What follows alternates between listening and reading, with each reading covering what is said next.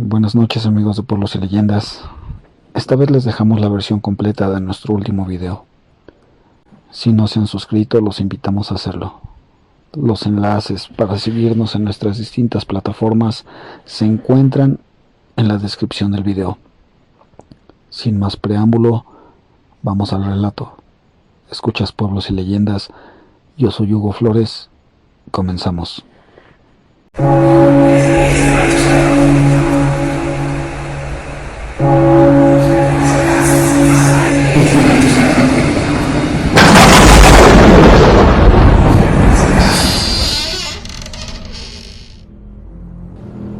Hola Pueblos y Leyendas, buenas tardes.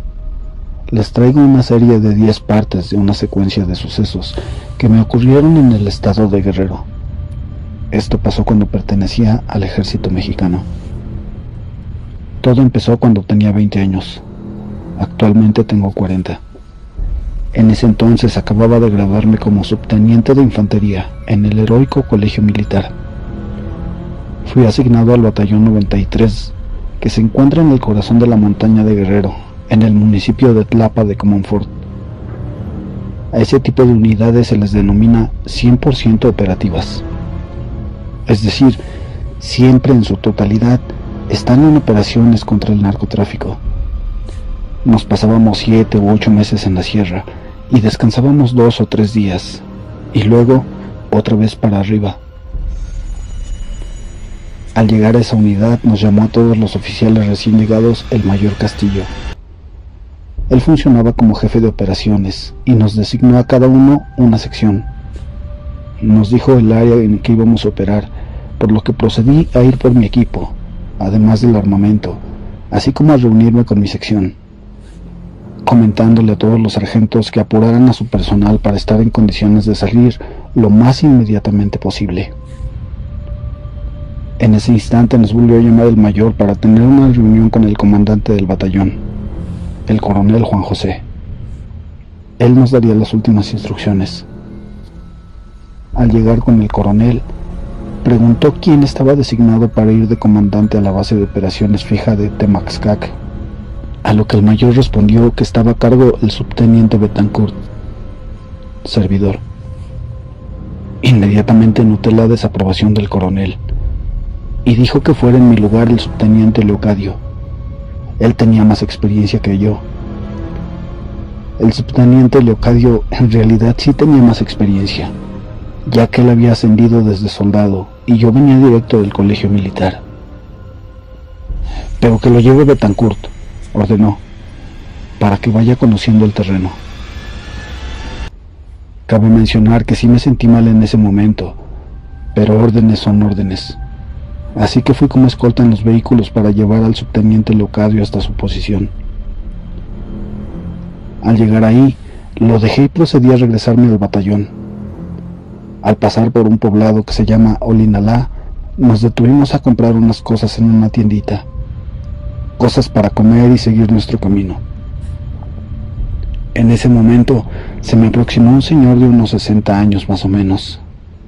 Me dijo: no vayan a viajar el 11 de diciembre. Es día de San Baltasar y el malo está ese día suelto. A lo que respondí: muchas gracias. La verdad es que no le tomé importancia porque era 7 de diciembre. Pagamos y nos fuimos de ahí. Pasaron 4 días y ya en el batallón estaba yo de servicio cuando el sargento que se encontraba en la comandancia de guardia me habló por radio. Me pidió que me comunicara urgentemente con el presidente municipal de Olinalá.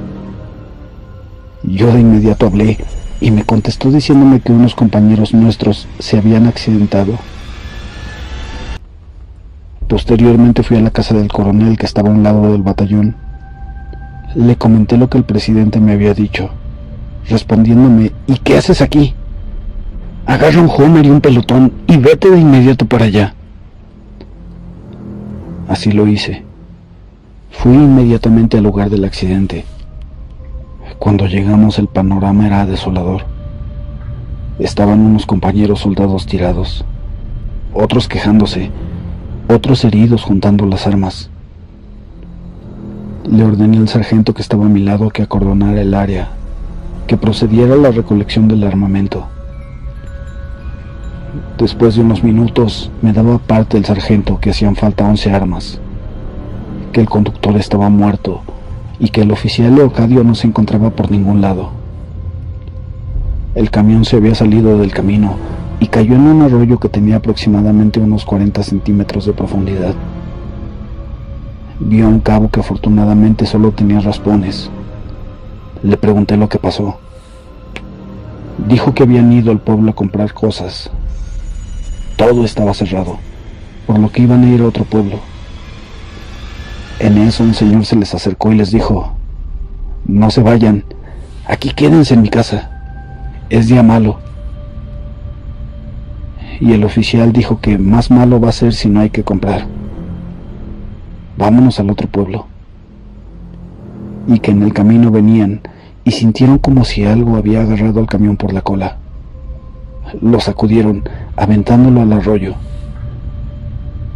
Cabe mencionar que en el pavimento no había marcas de llantas, es decir, no iba en exceso de velocidad. Nos contó que al caer escuchó como una jauría de perros se acercaba. Lo curioso, cerca de ahí no había casas, no había ranchos, no había perros cerca. Empezaron a llegar las ambulancias y los peritos, así que me fijé en el arroyo y alcancé a ver una mano que salía de la parte trasera del camión debajo de la llanta. Ahí estaban los soldados y las armas que hacían falta. Un total de 11 soldados muertos, un oficial desaparecido y sin ninguna explicación lógica. Pasaron unos minutos y del pueblo venían aproximadamente unas 100 personas, todas caminando y con veladoras. En eso, el señor que me había encontrado en la tienda me dijo: «Ya ve, no creyeron, no hicieron caso, el malo se los llevó». No contesté nada. Estaba desconcertado por todo lo que veía. Todos murmuraban diciendo que el malo se los llevó porque escucharon en el pueblo que había pasado con su jauría de perros por las armas de los soldados.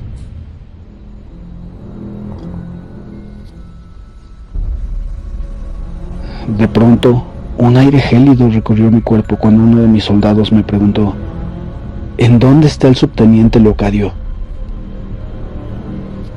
En ese momento reaccioné y mandé a un pelotón a buscarlo. Estaba herido, no podía ir lejos. En esos momentos iba llegando ya el coronel comandante del batallón, con una escolta y personal médico del batallón. Ya para entonces, el agua del arroyo había bajado y se veían los cuerpos de los demás soldados abajo del camión. En ese momento, el coronel me ordenó que con el personal que quedaba y parte de su escolta me regresara a la base de operaciones, ya que solo se había quedado una cuadrilla allá sola. Nos retiramos del lugar. Ya en el camión, a lo lejos logramos ver una silueta de una persona. Al rebasarla, nos dimos cuenta que era el subteniente Leocadio. Hicimos alto total unos metros más adelante y nos bajamos para ir a buscarlo. ¿Cuál fue nuestra sorpresa? No había nada. No había nadie. Solo la oscuridad de la noche. Eran como las 3 de la mañana. Estuvimos lampareando y no encontramos nada. Seguimos nuestro trayecto y al llegar a la base de operaciones salió el cabo de turno a darme novedades. Le comenté lo que había pasado y me dijo: «No puede ser. Hace como 30 minutos vino el subteniente Leocadio por su cartera. Dijo que se le había olvidado y se retiró porque había dejado el Homer abajo en el camino. He de decirles que la base se encontraba en un cerrito». Le pregunté al cabo cómo lo veía, si traía alguna herida o algo extraño. Él me contestó que no, que solo atrás de él vio como a 5 perros que lo seguían. Ya para entonces el miedo empezó a apoderarse de todos. Eran muchas cosas que no tenían alguna congruencia. por lo que optamos no bajarnos de los vehículos y no dormir hasta que amaneciera.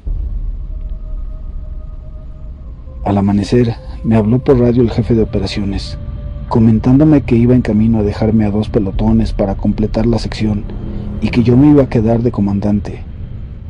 Así que le pregunté si por favor me podría traer mi equipo que ya estaba listo en mi cuarto de oficial, ya que solo traía lo que tenía puesto. Estuvimos en esa base cerca de 3 meses, y todos los días hablábamos de lo que había sucedido esa noche.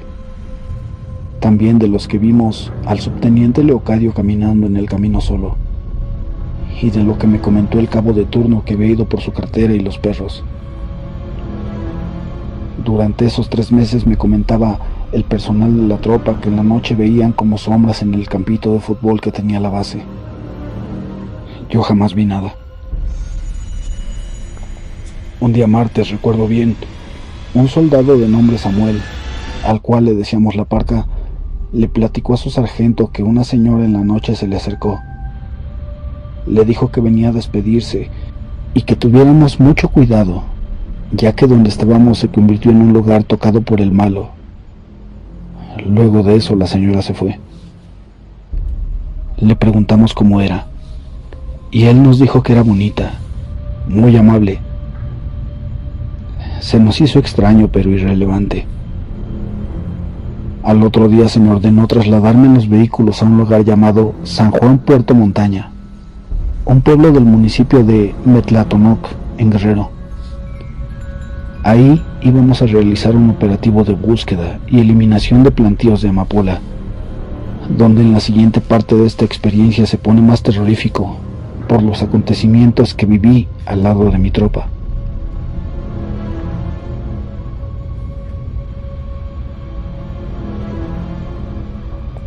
Fue un día pesado el trasladarse al punto donde me ordenaron. Fue un cambio muy drástico, ya que al lugar donde fuimos el clima cambiaba radicalmente. De estar en un clima templado, llegamos a un clima frío, donde todo el día estaba lloviznando y pocas veces con días soleados. En las mañanas, encima de los hules que les poníamos a las casas de campaña, amanecía una capa de hielo, además de mucha neblina. Todavía recuerdo el rico olor del café que hacía el cocinero en la mañana, con canela y café de talega. Fueron días relativamente tranquilos, pero con mucho trabajo. El terreno estaba muy accidentado, muchas barrancas infestadas de plantíos de amapola. La base de operaciones se encontraba en lo alto de una pinera, y a las faldas del cerro se encontraba el poblado San Juan Puerto Montaña, esto ya pegado en los límites de Oaxaca y Guerrero. A un lado del pueblito estaba el panteón, el cual podíamos ver desde donde estábamos, pues nos quedaba como a 150 metros en línea recta. Un día en la mañana, al estar alistándonos para salir a reconocer, me habló el sargento Juan. Me comentó que lo acompañara y así lo hice. A espaldas de nuestro campamento, encontramos algo así como un altar de puras piedras, en forma de pirámide de 1,5 metros más o menos. Encima de las piedras había sangre y plumas de gallinas, pero nada de carne, ni piezas de los animales sacrificados, nada más aparte de los picos. Nos quedamos atónitos. Nadie nos dijo una sola palabra. Solo atiné a decir: no hagan caso, vámonos a trabajar. Era sábado y el plan era llegar más o menos temprano de los reconocimientos para poder descansar. El domingo tomarlo como día de recuperación para que el personal hiciera sus cosas. Lavar, limpieza de armamentos, etc. Así lo hicimos. Llegamos como a las 3 de la tarde. Ya empezaba a llover y a bajar la temperatura muy rápido. Todos nos cambiamos y nos arropamos para meternos en nuestras casas de campaña, para estar a salvo de la lluvia y el frío. En mi casita de campaña tenía un radio, el cual prendí y me recosté quedándome dormido. Ya cansado. No supe cuánto dormí. Solo desperté cuando el cabo de turno, al cual le decíamos el parchís, me gritaba: Comandante Betancourt, el soldado Parca, le pasa algo. Al soldado Parca le decíamos así porque era muy flaco. Salí inmediatamente y ya estaba el soldado de sanidad checando el pulso y signos vitales. El soldado Parca tenía la mirada perdida. En cuanto lo vi, le dije: Parca, ¿qué tienes? Sus ojos giraron a verme. Se sentó tomando bastante aire. Me dijo: Estoy bien, comandante, solo que no podía despertar. Lo tuvimos en observación toda la noche y todo estuvo normal. Al otro día le mandé a hablar y le pregunté qué había pasado. Él me respondió que la silueta de una mujer se puso a un lado de él, que él se quería levantar y no lo dejaba. La mujer le ponía la mano en el pecho y le decía: No te pares, hay peligro. Yo solo le pude decir que había sido una pesadilla. Nuevamente empezó a caer la noche y reuní a la sección para tener una plática y dar instrucciones para el siguiente día, procediendo a retirarnos a dormir. Estaba ya muy dormido cuando escuché una ráfaga de disparos. Inmediatamente escuché que mi sección procedió a establecer el plan de defensa. En esa área había mucha gente armada. Ahí operaba el EPR, una de las tantas guerrillas en el estado. Salí arrastrándome de mi casa de campaña y le grité al cabo de turno, el cual se me acercó. Le pregunté quién disparó y me dijo: Fue del lado oeste de la base, comandante. Esperamos alrededor de 5 minutos para ver si seguían los disparos, y solo se escuchaba el aire gélido que pasaba por las ramas de los pinos. Reuní un pelotón y fuimos a ver quién había disparado. Alumbré con mi lámpara donde se encontraba el puesto del vigilante. Ahí lo vi sentado con las armas entre las piernas. Estaba recargado en un tronco. Todo el pantalón orinado del miedo. Era el soldado Parca. Le hablé y le dije: Parca, ¿qué tienes? Solo levantó su mano señalando hacia el panteón que se encontraba en esa dirección. Alumbré. Vimos a 3 perros caminando. En eso voltearon, y sus ojos se alumbraron por la luz de la lámpara, y le dije: Parca, ¿cómo eres miedoso? Así se le ven los ojos a los perros cuando se les alumbran. Al terminar de decir eso, simultáneamente, uno de los animales se puso en 2 patas y empezó a caminar en forma humana. No sabía realmente lo que estaba pasando. Ni siquiera podía saber si lo que estábamos viendo era real. No había duda de que aquella criatura de 4 patas se erigiera y de que caminara en 2 patas de forma humana, ya que no estaba dando brincos. No, pero daba paso por paso. Su aspecto de un perro que no era de raza, sino más bien corriente, volteaba a vernos y se iba caminando con dirección al panteón. No era algo lógico. Es más, no era algo natural. El miedo se apoderó de nosotros y nos quedamos inmóviles sin decir ninguna palabra. Por fin pude moverme, cargué mi arma de una y apunté a la criatura. Accioné el disparador y solo se oyó un clic. No percutió el cartucho. Volví a cargar y salió el cartucho de la recámara disparado a un lado. Y nuevamente disparé. Otra vez escuchó solo un clic. De repente, la mano de uno de mis sargentos que se encontraba a mi lado se puso sobre mi arma y me dijo: Es inútil, comandante. No va a disparar. Bájela y vámonos de aquí.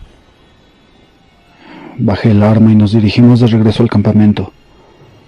Me acuerdo que los compañeros del pelotón de la Parca lo pararon y se lo llevaron cargando. Al llegar al campamento le dije a los sargentos: junten toda la leña y hagan una fogata. Haremos un círculo con la espalda hacia la alumbrada. Vamos a estar sentados toda la noche hasta el amanecer. Todos callados y sin ningún comentario esperamos el amanecer. En cuanto empezaron a verse los primeros rayos del sol, le hablé al cabo de transmisiones, Traca.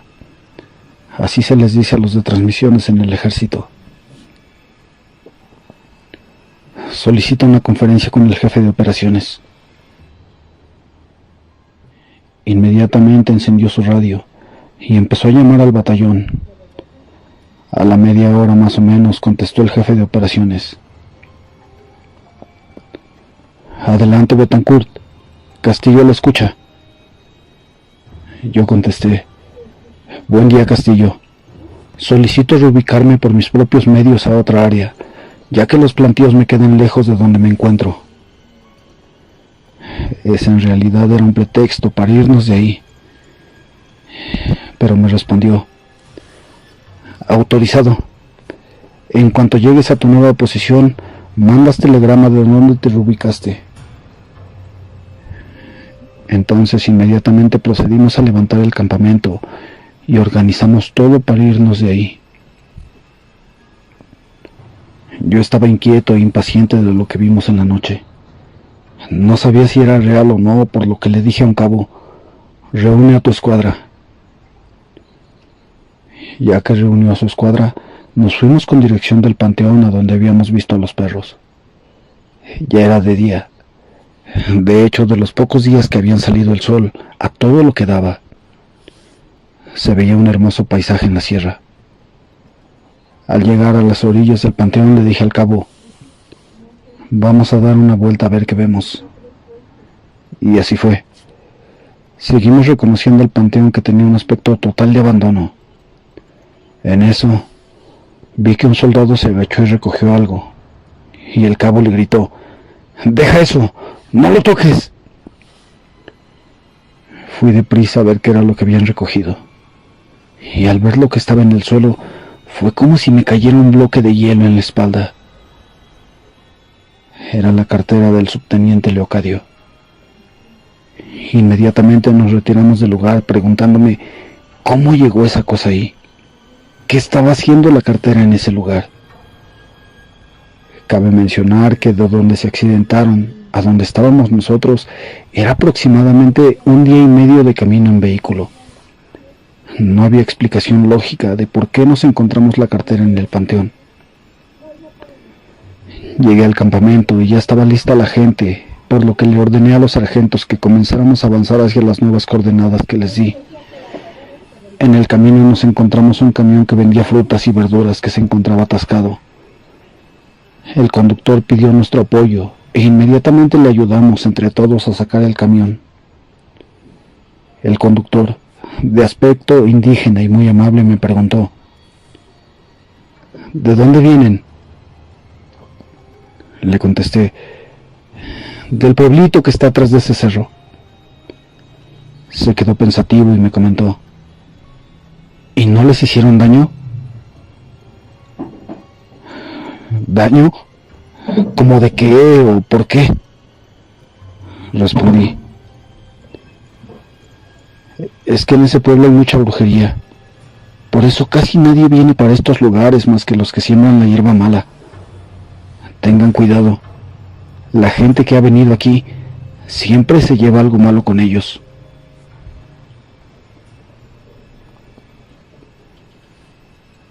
Mi mente seguía dando vueltas, tratando de unir cabos de lo que estaba sucediendo. Cuando menos sentí, ya estábamos llegando al punto de reunión donde nos íbamos a establecer, para después seguir con los reconocimientos. Pasaron 3 meses de aquella situación, y para muchos de nosotros ya lo empezábamos a superar. Cuando una noche reuní mi sección para platicar con mi gente, estábamos alrededor de la fogata. Hacía mucho frío y tomábamos café con galletas de animalitos. No había más. A lo lejos escuchamos un gruñido y pensamos que se trataba de un animal. Allí le llaman la onza real y no sé con qué otro nombre lo conozcan. Le dije al personal que tuvieran cuidado a la hora que se les tocara su turno de hacer guardia. Nos fuimos a dormir. Prendí mi radio para escuchar las noticias nocturnas que apenas podía sintonizar en AM. Me quedé dormido. Al día siguiente, la hora de levantarse era a las 6 de la mañana. Cuando desperté eran las 9.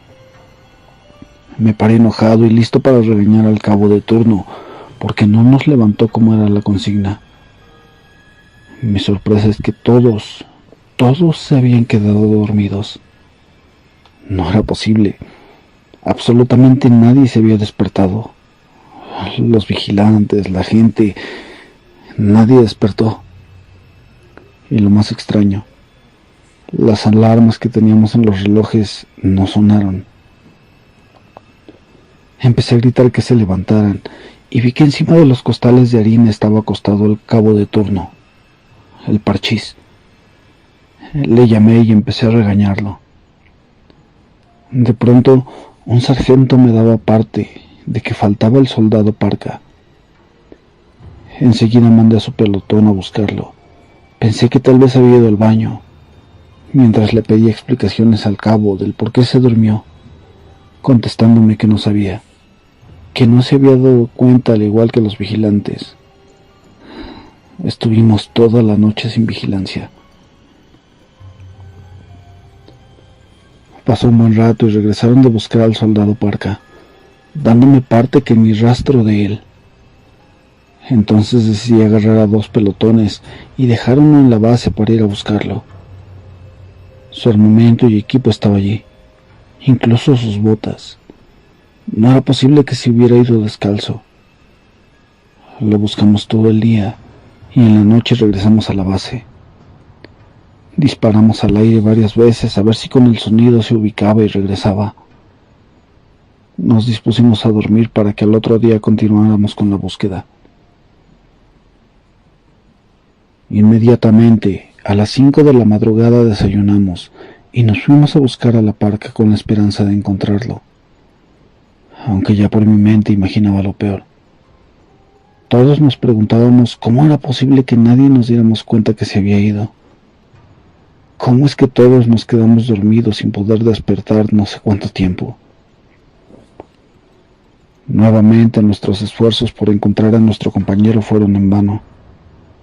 No lo localizamos, ni huella de él.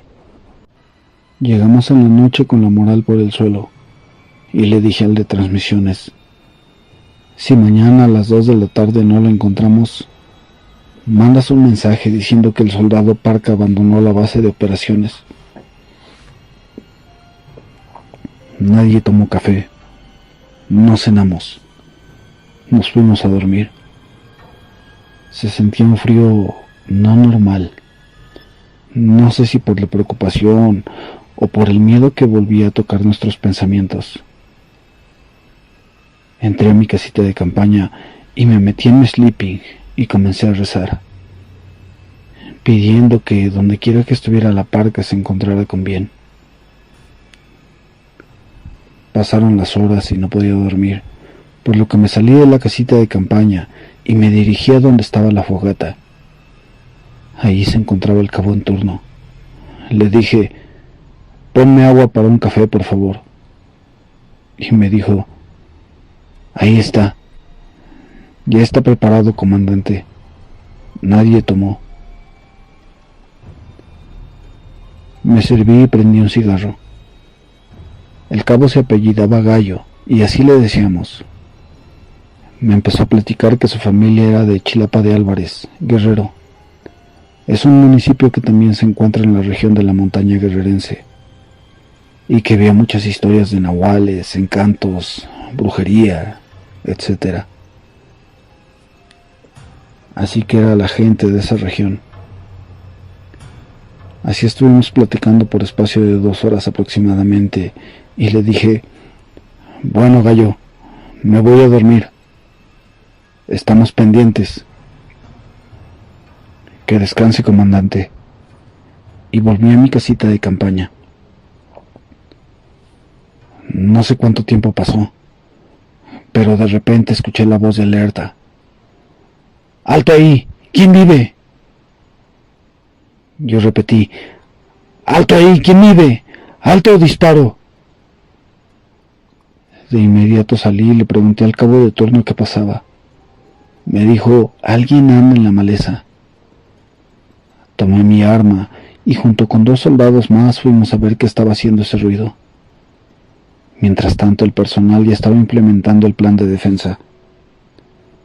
Tomamos las lámparas y al dirigirnos ahí, salió corriendo el soldado Parka totalmente desnudo, todo arañado, gritando de pavor. Un soldado alcanzó a detenerlo tirándolo al suelo y llegó su sargento con una cobija para taparlo. Todo su cuerpo estaba arañado como si un animal lo hubiera atacado. Había escuchado muchas veces historias y relatos de terror, pero de alguna manera jamás los creía del todo. Era un tanto escéptico de esas creencias. Hasta en ciertos momentos las tachaba de relatos irreales, inventados. Pero eso desaparecería con los hechos que les estoy contando. Yo estaba ahí, viendo y viviendo en carne propia junto con mi sección los hechos que me atrevería a decir son sobrenaturales, ilógicos, inexplicables. Por fin pudimos tranquilizar al soldado Parka, y el elemento de sanidad le inyectó un diazepam y causó efecto en unos 15 minutos. Por fin pudo dormir. Reuní mis sargentos, 2 de los cuales habían estado desde el accidente del subteniente Leocadio. Empezamos a platicar sobre todo lo que había pasado desde ese entonces, opinando cada quien su versión de los hechos, llegando a la conclusión de mandar a un elemento a Tlapa de Comonfort y que comprara varias cosas religiosas y las llevara a bendecir. Así lo hizo. Mandamos a un cabo con la encomienda de traer lo que habíamos platicado. Al otro día, más tranquilos, nos reunimos con el soldado Parka para preguntarle qué había pasado. El soldado quedó un momento en silencio y con la mirada perdida, como viendo algo que no existía, y entonces comentó: no sé en qué momento desperté solo. Me vi tirado en un lugar que no conozco, y a mi lado se encontraba el subteniente Leocadio. Estaba de espaldas a mí, y me decía: no te muevas. No le hice caso y salí corriendo. Y fue en ese momento que sentí como algo me tomaba del cuello y me tiró boca abajo rasguñándome. No podía ver qué era eso, pero me hacía daño. Fue tanto el dolor que me desmayé. Solo alcancé a oír que el subteniente Leocadio gritó: ya déjalo, ya nos tienes a nosotros. Y una voz de mujer comentó: me faltan más. Después desperté desnudo y corrí. Estaba en una zanja tirado. Como pude me salí de ahí. Estaba llena de huesos de animales, listones rojos. A lo lejos podía ver la base y corrí en esa dirección, pero por más que corría no llegaba. Parecía que no avanzaba. Hasta que pasó un señor en una mula y me dijo: no corras, hijo, camina. Y cuando llegues al pirul que está ahí, corre con todas tus fuerzas y no voltees hacia atrás. Y así lo hice, comandante. No recuerdo más. El de sanidad le dijo: voltéate para hacer las curaciones de los rasguños y heridas que tienes. Al voltearse, las heridas ya habían secado como si tuvieran más de una semana. Otra cosa que era extraña fue que no probó ni agua ni comida durante 2 días y no presentó ningún cuadro de deshidratación o hambre. Esperamos hasta la tarde y llegó el cabo con el encargo, así como con 3 botellas de 1 litro de agua bendita. Pusimos las cruces alrededor de la base y en cada casa de campaña también pusimos otras. El cabo comentó que le platicó al padre de lo que había pasado. y él le dijo que tuviéramos cuidado, que él rezaría y le pediría a Dios por nosotros, y que en cuanto pudiéramos fuéramos a verlo. También le dijo: ten, dáselo a tu comandante. Y me entregó un libro de salmos, el cual todavía conservo, y le dijo: lean un salmo diario antes de dormir. Así lo hicimos cada noche. Pasaron 2 meses más, y todo permaneció muy tranquilo. El soldado Parca ya había superado aparentemente ese episodio, al igual que nosotros. Las actividades eran normales. Todo parecía haber quedado en el pasado, cuando el cabo de transmisiones me habló, diciéndome que llegó un radiograma con la orden de que nos trasladáramos a un pueblo llamado Coicoyán de las Flores. Teníamos que implementar el plan de N3E, de auxilio a la población civil en caso de desastre. Así que nos preparamos y nos fuimos en esa dirección. Ya en el camino, y al ir por una vereda, vimos que el soldado Parca de la nada tiró su mochila y se desvió del camino con dirección desconocida al trayecto original. Nos acercamos a él y su sargento le preguntó lo que pasaba. Parca respondió: me está llamando, sargento. Me dice que vaya. Nuevamente presentaba una mirada perdida, y su aspecto era de una persona enferma.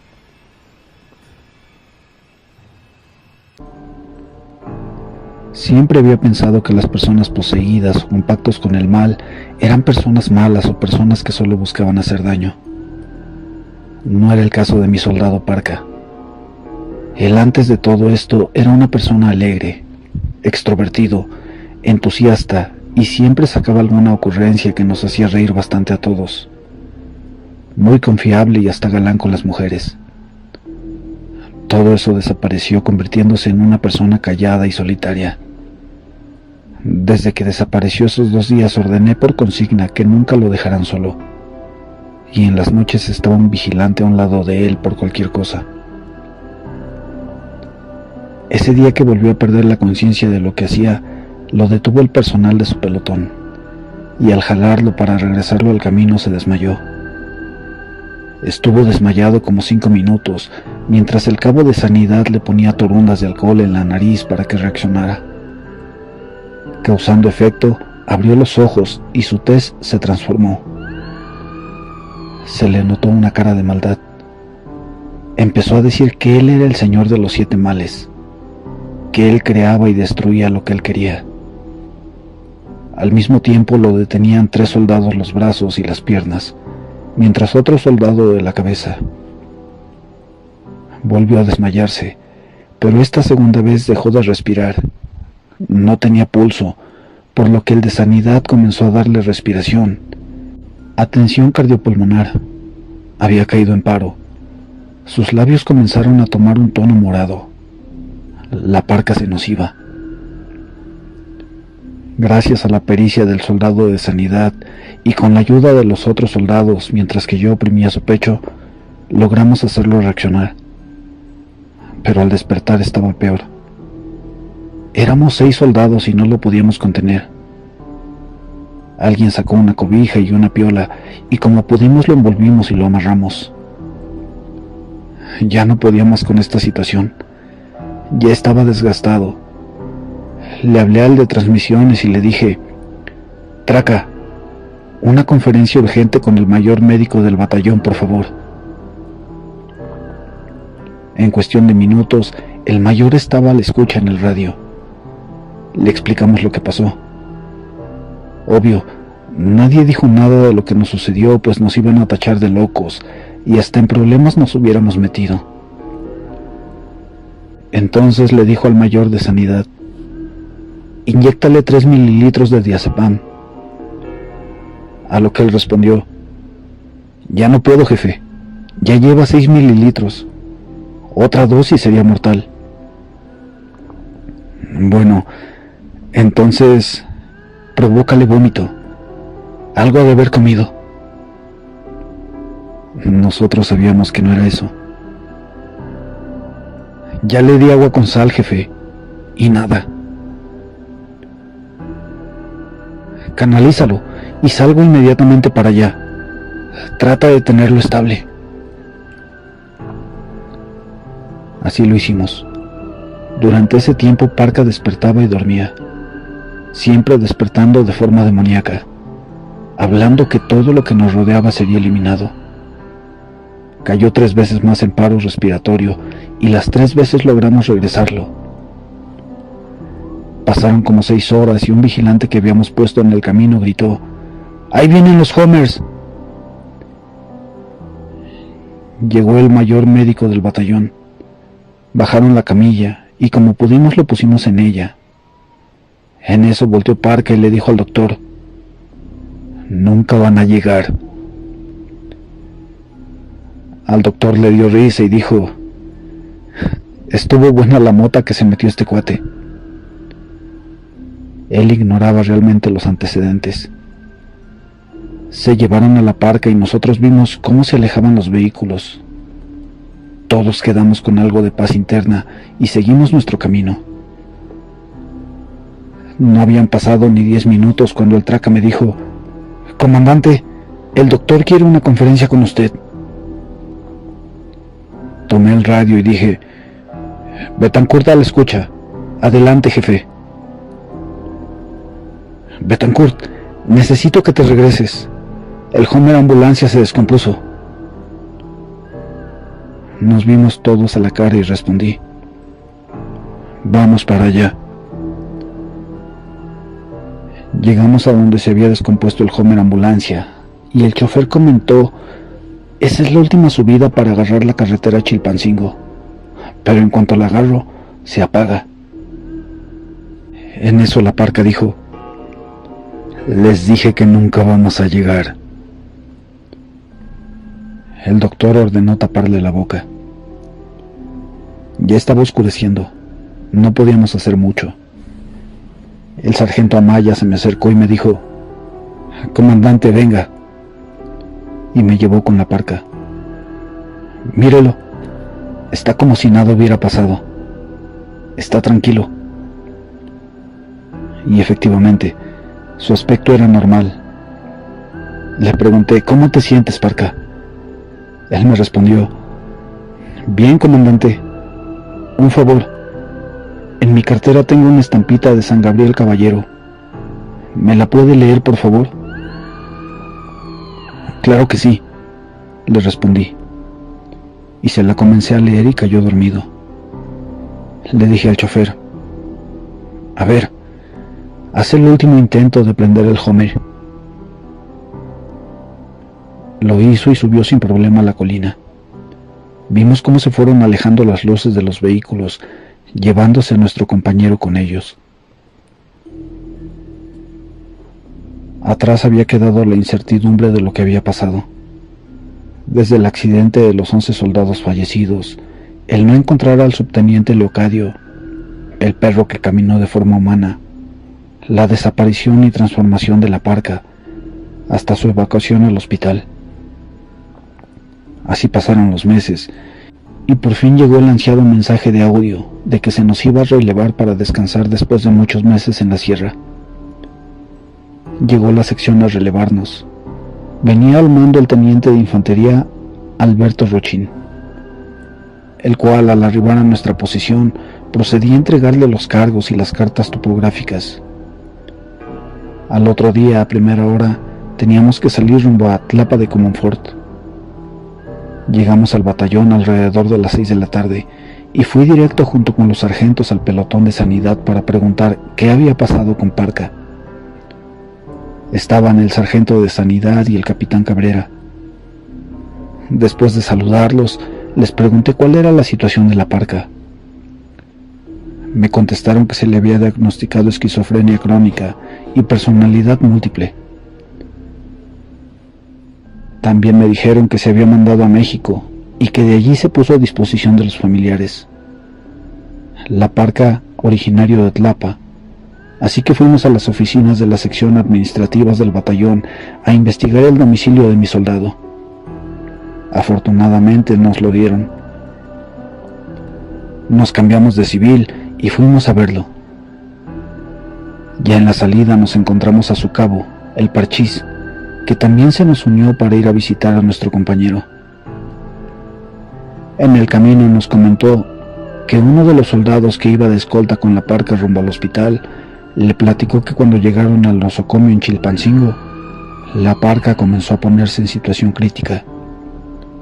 Amenazaba al doctor que si no lo dejaba ir, se iba a arrepentir. No obstante, el mayor tomó poca importancia y hasta se rió de él. Llegamos al domicilio de la parca. Era una casita humilde con un patio grande, árboles frutales muy grandes de mango y naranjas. Tocamos en la entrada y salió un niño como de 8 años. Le preguntamos por la parca y el niño gritó: «¡Abue! ¡Busquen a mi tío!». Salió una señora de edad avanzada y nos preguntó: «¿Qué quieren?». «Venimos a visitar a nuestro compañero». Ella, de forma agresiva, nos dijo: «Lárguense de aquí. Ustedes son los culpables de que mi nieto esté así. No hicieron caso ni creyeron de las advertencias que les dijeron. Ahora mi nieto está pagando las consecuencias». En eso, en la puerta de entrada de la casa, se paró la parca. Se nos quedó viendo y solo hizo una sonrisa y se metió. Nos retiramos del lugar. Al doblar la esquina nos alcanzó el niño que nos recibió. Tenía una hoja que le dijo la parca que nos entregara. Decía: «Comandante, gracias por venir. Salúdeme a todos los compañeros. Pero por su seguridad, ya no vuelvan por aquí. Estoy contaminado con tierra de panteón y polvo de muerto». Fue todo lo que decía la carta. Llegamos al batallón y al entrar a mi cuarto de oficial, me llamó el cabo cuartelero. «Comandante, que se presente en la comandancia del batallón con el coronel».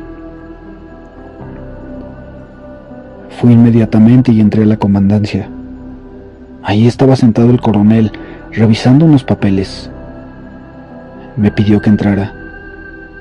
Me paré firme enfrente de él y le dije: «Ordene, mi coronel». Y me dijo: «Qué raro fue el caso de tu soldado, ¿no crees? Se le hicieron todas las pruebas de sangre y no salió nada raro. También tomografías y nada. Lo único que le detectaron fue una hernia umbilical, que no es ningún riesgo y no pone en peligro su integridad física». «Así es», le respondí al coronel. «Mira, Betancourt, en toda mi vida como militar he visto y vivido muchas cosas en este medio, al igual que en su momento tenía la misma cara que tú traes ahorita. Es uno de los tantos peligros a los que estamos expuestos. Solo queda apegarse a Dios y que Él nos proteja. No hay de otra. Muchas personas, si les cuentas qué pasó, te tacharán de loco, o peor, hasta te pueden meter al psiquiátrico y afectar tu carrera militar. Yo te aconsejo que sigas con tu vida como si nada pasara». No sabía si era bueno o mal consejo, pero tenía razón de alguna forma, ya que era algo que va en contra de las leyes de la naturaleza lo que habíamos vivido. Me retiré y me fui a cenar para posteriormente dormir. Al otro día me despertó el toque de levante del corneta y me alisté para salir a la lista de Diana. Cuando salí, inmediatamente sentí un ambiente pesado. Le pregunté al capitán de cuartel lo que pasaba. Me contestó: «El mayor médico falleció». El mayor médico cirujano, de nombre Pedro, era una persona sencilla y muy amena. Le encantaba jugar básquetbol. Era originario de Chilpancingo, Guerrero. Por alguna razón que desconozco, estaba en proceso de divorcio. Tenía 2 hijos pequeños. Un día antes le habían dado franquicia y como pretexto para visitar a sus hijos, le dieron documentación oficial para entregar en la zona militar. Las últimas personas que lo vieron fueron los elementos que se encontraban en el pelotón de sanidad. Comentaron que estaba impaciente por irse, pero que solo estaba esperando su oficio de comisión para poder salir fuera de plaza, saliendo más o menos como a las 9 de la noche en su Jetta negro. Fue la última vez que lo vieron con vida. La carretera de Tlapa a Chilpancingo es una carretera federal de un solo carril, muy peligrosa y fea, llena de baches y curvas muy cerradas.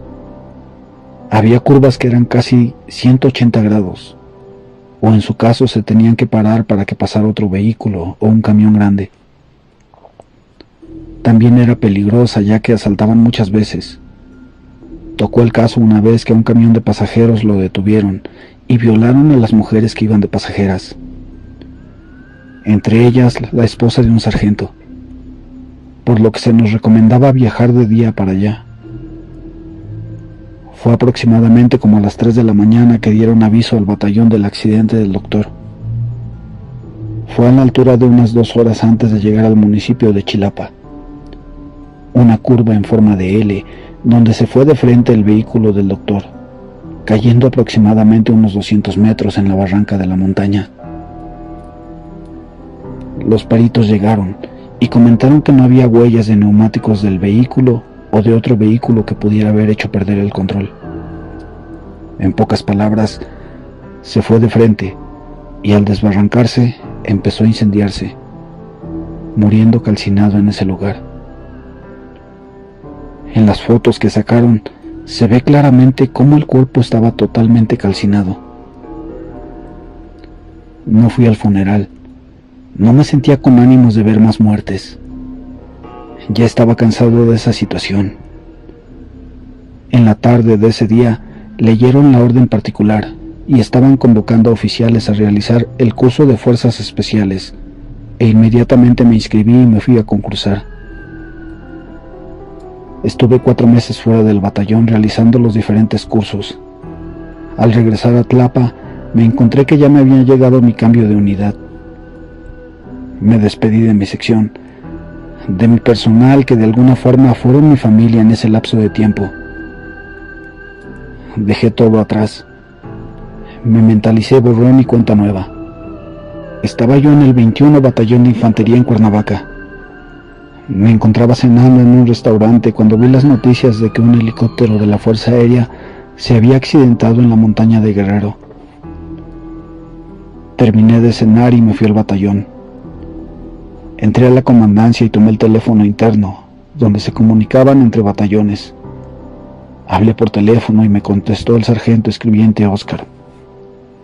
Lo saludé y me dijo: «¡Qué milagro, comandante! ¿Cómo está? ¿Ya se enteró lo del helicóptero?» «Sí, por eso hablo.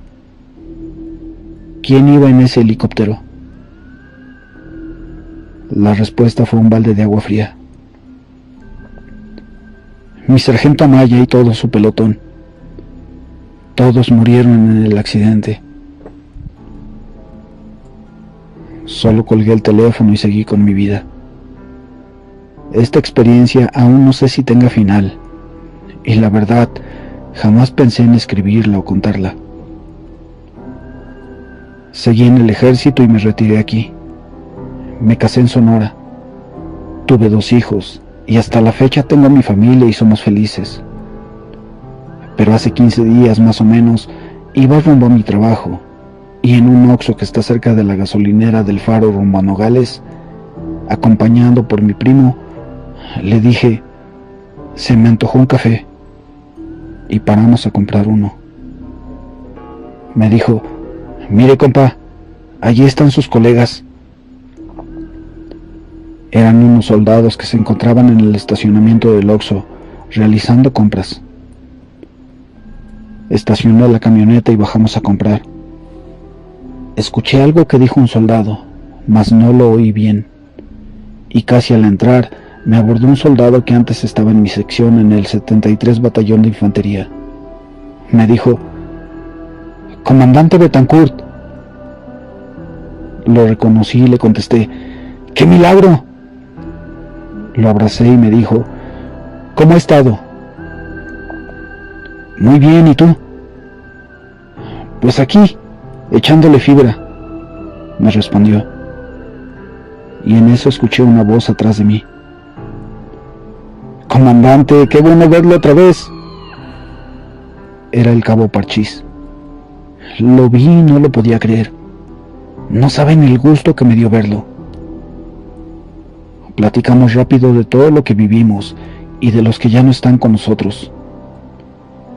También le pregunté si sabía algo de la parca, y me dijo que la última vez que él lo vio estaba vagando solo en las calles de Tlapa. No hablaba ni reconocía a nadie, y que según le contaron, una vez agarró rumbo a la sierra, y jamás lo volvieron a ver. Le dejé mi número de celular y me dijo: cuando baje de operaciones le llamo para platicarle todo lo que sucedió cuando se fue. El estar en el ejército fue algo que me llenó de orgullo. Conocí casi toda la República Mexicana y más allá. Mi última unidad fue el 73 Batallón de Infantería, el cual antes se encontraba en lo más recóndito de la selva chapaneca, en un pueblito llamado San Quintín. Era un pueblito donde las casas estaban hechas con carrizos, unas 50 casas cuando mucho, algunas de material. Enfrente del batallón se encontraba la pista de aterrizaje donde llegaban las avionetas, y al batallón lo rodeaba un río precioso. El lugar estaba hermoso. El problema era que estaba lejos de la civilización. Lo más cercano era el municipio de Ocotzingo, y nos quedaba unas 12 horas por terracería. Ahí permanecí 8 meses, de los cuales 4 me encontré destacamentado. Estaba en el agrupamiento Carro. Una noche estábamos viendo la televisión, la cual solo se podía ver satelital, y escuchamos como una estampida de caballos. Salimos a ver qué era y no había nada. Fue raro, pero hasta cierto punto lógico, ya que hacía mucho viento, y pensamos que eso había sido. Al otro día le tocaba ir de escolta a otro oficial que estaba ahí, el subteniente Rodríguez, el cual iba a traer agua en una pipa. Cada tercer día nos turnábamos.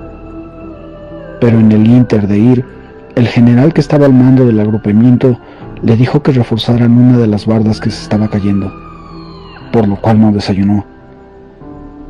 Entonces le dije: ve a desayunar, yo voy por el agua. En ese tiempo ya era teniente, así que mandé llamar a un pelotón y me fui por el agua a un arroyo que estaba como a 10 kilómetros de la base. Al regresar, me fui directo al comedor donde se encontraba desayunando el subteniente. Me senté en una esquina y comenzamos a platicar porque queríamos hacer un mini torneo de fútbol entre pelotones. De pronto, alcancé a ver cómo la parte del cañón de un arma salió de un costado mío. Le disparó en el pecho al oficial, cayendo de costado, y entró un cabo de nombre Agapito. Volteó, me miró y dijo: salga de aquí, comandante. Esto no es para usted. Y descargó toda su arma en el cuerpo del oficial. Cuando terminó, quitó el cargador, abrió la recámara y volvió a decirme: ahora sí, comandante, haga lo que tenga que hacer. Le vi la mirada perdida y le pregunté: ¿estás consciente de lo que hiciste, Agapito? No respondió, solo se sentó y ya. Para eso llegaron los sargentos y les dije: pásenlo detenido. Y así fue. Llegaron los peritos y en las declaraciones solo decía el cabo: lo hice porque así tenía que ser. El subteniente estaba próximo a casarse. Su novia estaba embarazada. Iba a ser padre. Yo no lo conocía muy bien. Tenía poco de haber llegado de cambio. Y al estar juntando sus pertenencias, vio unas fotos que tenía guardadas. Al verlas, solo me senté en la cama. No me caía el 20. estaba retratado exactamente en el mismo lugar donde teníamos nuestra base en Guerrero, donde vimos al perro caminar en forma humana. Seguí buscando en su maleta y en efecto, él venía de cambio del 93 Batallón de Infantería. Tenía fotos del batallón y de las áreas donde estuvo operando. Dirán ustedes, o algunos no creerán, son muchas coincidencias o exageraciones, o hasta mentiras. Lo que sí les puedo asegurar es que a partir de esas experiencias, la forma de ver la vida me cambió totalmente. Estoy convencido de que hay algo después de la muerte, que sí existe la maldad, así como existe el bien. Y al igual que ustedes, me quedarán muchas preguntas sin resolver. Solo espero que pronto el cabo Parchís baje de operar y me contacte para platicar con él. Si alguno de ustedes gusta, podemos reunirnos y escuchar qué es lo que me tiene que decir el cabo. Por el momento solo les puedo decir muchas gracias a todos los que me acompañaron recordando esta experiencia. Realmente no hay un final. Tampoco sé si algún día lo habrá. Si alguno de ustedes tiene una teoría que pueda ayudar a resolver todas estas incógnitas, se los agradecería infinitamente. Dios los bendiga a ustedes y a su familia. Se los desea su amigo Emanuel Betancourt.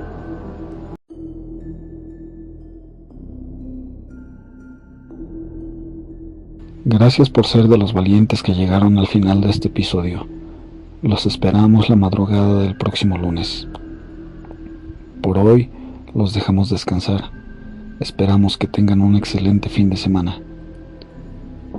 Revisen debajo de la cama, apaguen la luz y no olviden cerrar la puerta.